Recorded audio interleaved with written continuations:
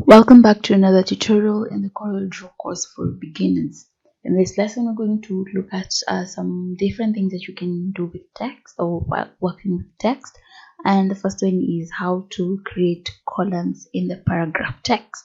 So we looked at how to create paragraph text and heading text. So right now we are working with paragraph text.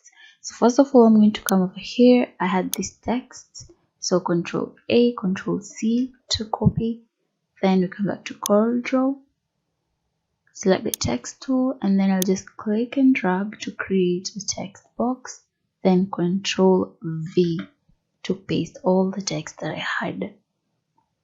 So you can see I have my text looking like this, but I want it in a column. So what I'll do is I'll come to text. Then we have columns. And then from here, this will pop up, and then you can choose the number of columns you want. So I select 2, it will give me 2 columns, 3, 4, and so on. So let's first check out 2.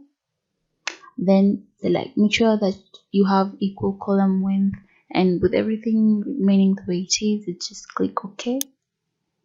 And there we go. So we have 2 columns, but unfortunately, the text I have is not enough to overflow. So let's try and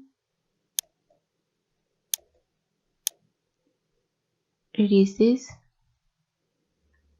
So you can see what happens if I had a smaller text box. So the text will overflow from the first column to the second one. Let's try working with 3 columns again. So text, columns, 3 columns, click OK. Again, you can see what we're working with. I have columns, and this is very useful when you're creating a business card or a poster and you want to have your text in columns, that is in CorelDRAW. So go ahead and try applying columns to text in CorelDRAW and familiarize yourself with this concept.